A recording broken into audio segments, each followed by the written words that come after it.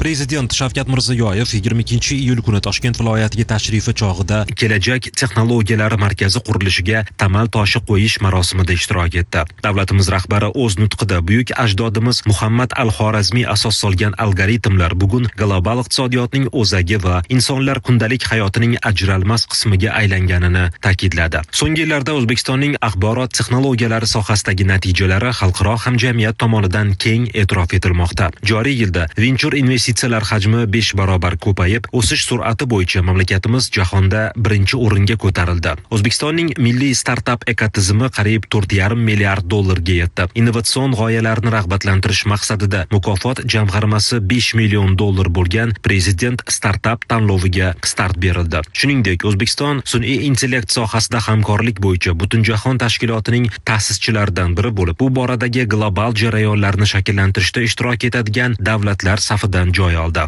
Umumiy maydoni 36 gektar bo'lgan markaz qurilishiga qariyb 500 million dollar investitsiya jalb qilinadi. U ta'lim, ilmiy tadqiqot, texnologik sinov va ishlab chiqarish jarayonlarini birlashtiradigan yagona innovatsion ekotizim bo'ladi. Markazda kiberxavfsizlik, sun'iy intellekt, bulutli texnologiyalar va kriptografiya yo'nalishlarida 6 ta zamonaviy laboratoriya tashkil etiladi. Shuningdek, uchuvchisiz dron qurilmalari va robototexnika vositalarini sinovdan o'tkazish uchun maxsus poligon faoliyati yo'lga qo'yiladi. Markazga yetakchi global kompaniyalar, universitetlar va olimlarni jalb qilish, talabalar va xodimlar uchun zamonaviy ijtimoiy, madaniy va maishiy infratuzilma yaratish ko'zda tutilgan. Eng muhimi, mazkur innovatsion ekotizimda 5000 dan ziyod yuqori malakali ish o'rni tashkil etiladi. Kelajak texnologiyalari markazida amalga oshiriladigan ilmiy ishlanmalar, texnologik yechimlar va kashfiyotlar mamlakatimizning xalqaro nufuzini yanada yuksaltirishga xizmat qilishi qayd etildi. Davlatimiz rahbari kapsula tashlash orqali ushbu markaz qurilishini boshlab berdi.